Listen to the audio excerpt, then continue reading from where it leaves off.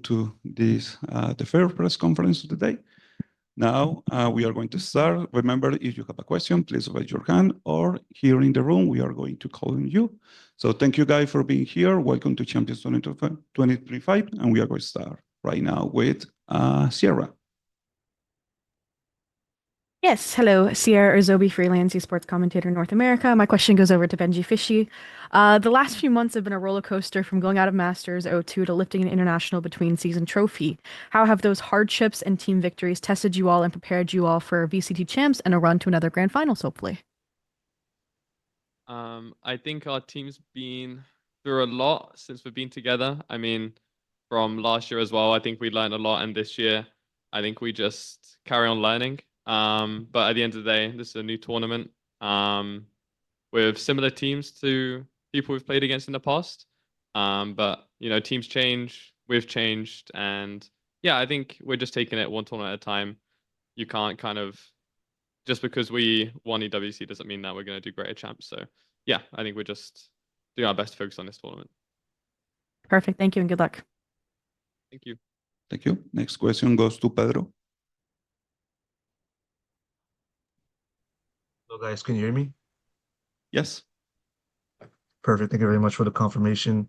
Pedro Romero, independent journalist. First off, thank you guys so much for giving us the opportunity for doing this press conference, and welcome to Champions. I'm going to send this question out to Nick of DRG. Obviously, there's been plenty of attention for your team in light of the inclusion of Demon 1 as an emergency sub.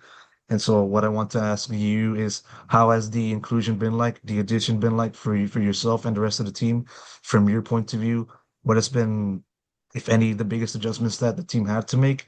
And what has Demon 1 brought to the team that has helped get to the starting point of this competition in an ideal state?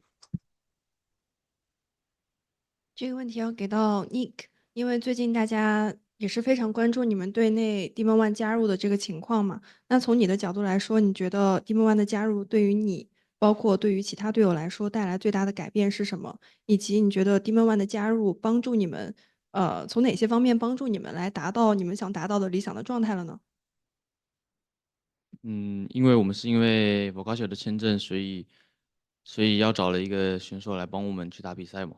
然后我觉得他的加入带给我们就是不一样的感觉，毕竟他曾经也获得一个世界冠军嘛。然后他给我们在游戏上一些不同的一些理解啊，一些的对局上面一些的想法，我觉得都挺好的。再加上他是一个非常有经验的选手，然后带领我们打这次比赛。Well, as you know, since there might be some issues with Vakashu, so Demon 1 just joined us.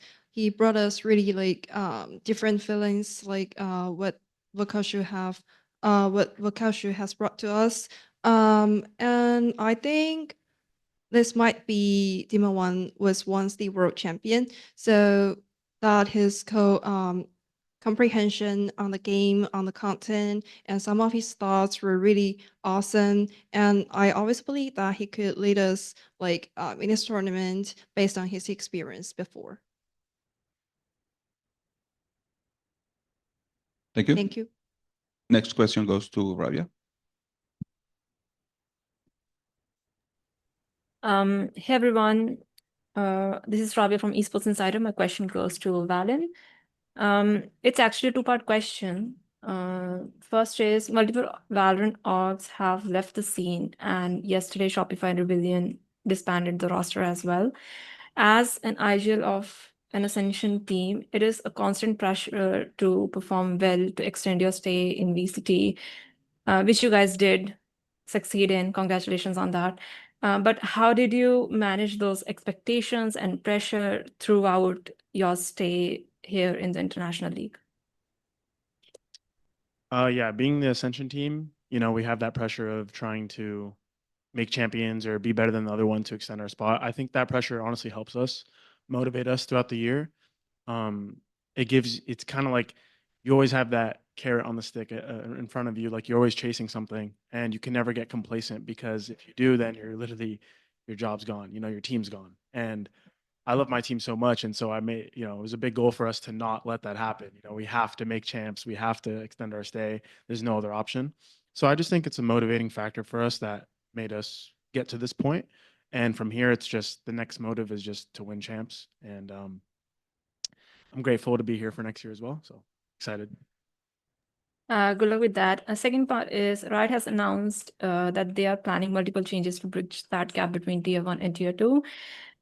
Is there anything particular that you'd like to see from your experience here and in the tier 2 league as well? I'm gonna be honest, I don't have many thoughts about it, like especially at the current moment. It is a complicated subject, like how to bridge the gap and how to have a good ecosystem for tier 2. I hope to see that happen, but as of right now, I'm just kind of focused on the position I am in right now, and I'm just happy to be able to make it out because it was really hard. But I think the toughness of the tier 2 makes you into a really good tier 1 player. So for all those players, like stay motivated, be humble, and just keep going, and you'll be in the spot soon as well. Perfect. Thank you so much, and good luck for the tournament. Thank you. Thank you. Next question goes to Adli Alian. Hi, Adli Adian here from BLR.GG. I just want to ask again to Valyn, TG2. You guys have pretty much completed what some would consider the upper echelon of accomplishments, especially for domestic titles, winning 3 straight America's titles in a row, a triple crown, so to speak. When you compare that accomplishment with how much pressure that you guys already have, trying to extend your stay in the league, trying to motivate yourself even further into potentially winning champions, what are your motivations to basically say, hey, we really want to be the best team in the world? And especially with now Leaf coming back into the roster, is it something that you guys are really excited to cap off the year with a high note? I mean, yeah, for sure. Leaf coming back definitely gave us a lot of like energy in the team again. It was a big excitement for us because we didn't expect to play with Leaf at Champions, honestly. We thought it was going to be Baby Bay. And to have our boy come back like meant a lot for us. So that's like a big like grateful moment of our team. Like it kind of gave us some perspective again. Like this is what it's about, playing with your boys, and we're just going to go out and try to do our best. In terms of like motivation, I think like every player on this podium or whatever today, or every player at Champions would understand like a domestic title doesn't mean jack when you go into champs. You don't care about that. There's no extra needed motivation for me or my team. Is just you're at champs now. You see the arena, you see all the competitors here, and that's what motivates you to try to win. The domestic 3 crown like is cool, but to me it doesn't mean much until we win this one too. Awesome. Hope you see the best there for an ancient team. Thank you. Thank you. Next question goes to Rosesa. Yeah, hello. Thank you, Juan. I'm Rosesa from Rosesa Gaming. The question will goes to BuZz. Actually, T1 had a strong start to the 2025 season by winning Masters Bangkok, but follow that up with a disappointing run in Stage 1. What were the key lessons learned from that setback, and how was the team's roster, including Meteor and DH, help you regain the momentum needed to succeed on the world stage again? 네, T1 버즈 선수께 질문 드립니다. 올해 2025 시즌 출발이 좋았고 마스터즈 우승까지 가져갔지만 스테이지 1에서 비교적으로 아쉬운 성적을 거뒀어요. 그때 얻어갔던 교훈과 그리고 로스터에 메테오 선수의 동호 선수까지 DH 선수까지 합류하면서 좀 팀의 분위기는 어떤지 한마디 부탁드립니다. 일단 저희가 킥오프 때랑 스테이지 1, 2 때랑 좀 다르다고 느꼈었던 거는 저희가 킥오프 때는 메타적으로 좀 더 위에 있었다 생각했는데 스테이지 1과 2에서는 다른 팀도 올라오면서 저희가 좀 따라잡힌다는 느낌도 다른 팀들이 저희를 역전했다는 느낌을 많이 받았었고, 그리고 저희가 스테이지 1, 2 하면서 조금 뭐 포지션이라든지 그런 거에서 갈팡질팡하면서 좀 힘들었던, 좀 방향을 잘 잡지 못했던 순간들이 많았었던 것 같고요. 그리고 DH 선수가 합류한 거에서는 굉장히 긍정적이고 분위기도 굉장히 지금 너무 좋다고 생각하고 있고요. 그리고 DH 선수가 경험이 적은 선수지만 그런 거 기대 이상으로 굉장히 좋은 활약을 펼쳐주고 있다고 생각해가지고 저의 이번 챔피언스에서는 굉장히 긍정적인 부분이라고 생각하고 있습니다. Well, things were very different from kickoff and our stage 1-2. When we first kicked off our 2025 season, we thought that we were very up to date, even ahead of the meta.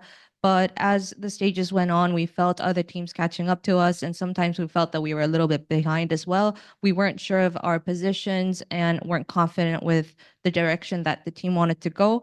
But after DH joined us, we have a very positive vibe amongst us. And even though he's not as experienced as the rest of the teammates, he's far exceeded our own expectations and what we asked of him. So I think that our outlook on champions is going to be really, really good. I'm confident. Thank you very Thank much, you. 감사합니다. Thank you. Next question goes to Sofia. Hello guys, Sophia from esports.gg. This one is for DRG Nicc. This is your first time playing at Champs.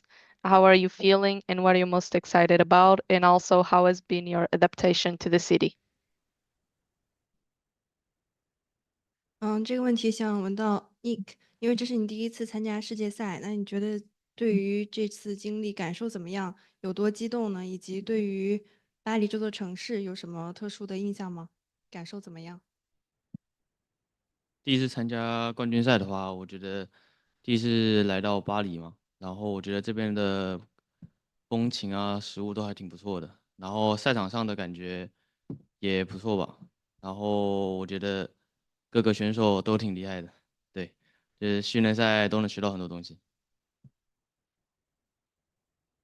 So this is my first time coming to visiting Paris, and I think the food local here is being really awesome, and also the venue, it is pretty good.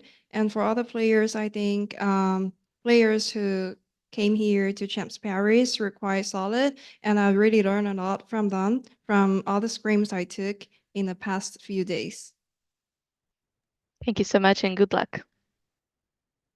Thank you. Now we are going to take some questions here in the room. Lembo. Hello, I'm Lembo. The question is for Benji Fishy. The Reti fans are very happy this year because you had the first trophy, no? But maybe in the last time, no, in the playoff, they are worried, no, about the team. And now you have some time to rest for champion. The question is, what things are improved the team from the stage 2, the playoff, to champions? What I would say is, I think if you take last year for us, something really similar happened where in the last playoffs of stage 2, we also had our worst performance in the league. I think we finished 3rd. And obviously we didn't do good in playoffs, but I think it's been a pretty long year for us and for a lot of teams this year, especially if they went to EWC. I think it was bound to happen where at some point we would fall off. I think for us it's kind of just making sure that we take the break that we needed and use it as good as possible, just for champs. So for me, I'm not worried. The fans shouldn't be worried, and yeah, everything will be fine. Thank you. Thank you. Next question here in the room. 想问一下Nick，就是你怎么看待这次 DRG 的分组，然后以及对小组赛有什么期待吗？因为都是世界赛嘛，所以我觉得这个分组的话应该是没什么区别，大家都是一个非常厉害的对手。然后有期待的话，就是尽量打好自己的每一场吧，然后把自己的东西打出来，我觉得是最重要的，毕竟是大家的第一次冠军赛嘛。谢谢。The question goes to Nick, and the question is like, how do you feel about all the teams within your group, and what is your expectations towards this tournament? And Nick answered like, I think all the opponents were being super solid and they were being super powerful. As for our performance, I think I didn't expect too much. I was not expecting too much since this is our first time visiting Champs Paris, just to focus ourselves and do our own stuff. Yeah. Thank you. Next question here in the room. Oh, we don't have more questions. So now next question goes to Elon. One second. You need more time? Yeah, sorry. Some of my questions were already asked, so I was looking for who to ask questions for. Don't worry, it's fine. Sierra? Yes, my question Sierra Zobi, freelance esports commentator. I'm from North America. My question goes over to Nick as well. The last time you were on the international stage was Masters Shanghai, and it was a little bit of a rough showing. And you and Vukish are the only ones remaining from that roster. Obviously, Flexen has some champs experience with BLG. What do you think are the big takeaways from the international stage that you've brought in to this experience to maybe have a better showing and a better experience as a team? 这个问题给到尼克，因为上一次见到你在世界赛舞台是上海大师赛嘛，当时应该算是你的世界赛首秀。那经历了一些队伍中人员的变动之后，你觉得你从上一次的世界赛当中吸取到了什么样的经验，能够带到这次的世界赛当中，让你就是有一个成长的表现呢？我觉得经历了上一次的世界赛，让我比较更成熟吧，对于一些对局啊，以及一些残局的思路更加的成熟。然后，也是很荣幸有跟外赛区的一些队伍交手的这些经验吧。我觉得整体来说的话，就是对大家都有一种提升自己残局上的思路啊，以及增加自己的经验，我觉得最重要。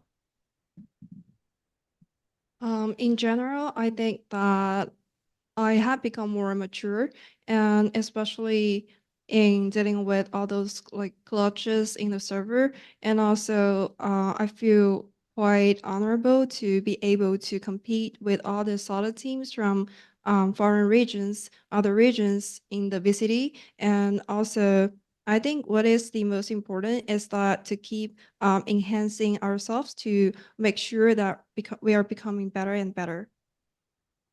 谢谢。 Thank you. Next question goes to Elon. Oh, you are not ready. So next question goes to Ravish. Hey everybody, how you doing? Ravish from NA. Real quick question that I have for the table. And anyone, you can start off with this as well too. I want to ask, look, I know you all love your teams. Naturally, all your teams are great. But let's say if you could not play for your current team, who out of the table would you want to play for? Let's start off with valyn. I'll play for T1. Ooh, why? So I can experience the other side of it at Bangkok. Valid, Benji. You know what? I think I'd also go for T1, but my reasoning is because of Faker. I think I would want to be in the same team as Faker. You know Faker plays for the League of Legends team, not the Valorant team, Benji? Yeah, but you know, I'd be in his presence sometimes, so I would take that. Valid. Thank you. 这个问题是问你想为桌上的其他队伍哪支队伍效力呢？如果说有这个机会的话，你想体验哪一支队伍？